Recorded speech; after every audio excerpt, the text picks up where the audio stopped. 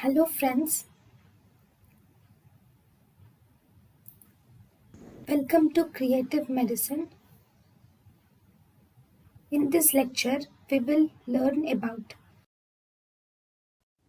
Treatment of organophosphorus poisoning. Specific antidotes like atropine sulfate. Atropine sulfate acts on muscarinic and CNS effects. There is no action on nicotinic sites. Atropine sulfate is given until all the tracheobronchial secretions dry up and pulse rate should not be more than 140 beats per minute. Cholinesterase reactivators are the one more antidotes. Cholinesterase reactivators are also called as oximes. These include diacetyl monoxamine and pralidoxime.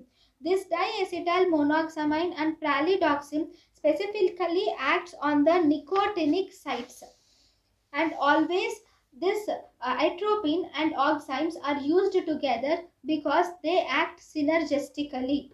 Post-mortem findings. Kerosene smell of gastric contents is seen in organophosphorus poisoning.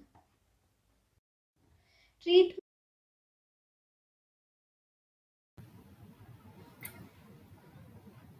thank you and thank you for watching.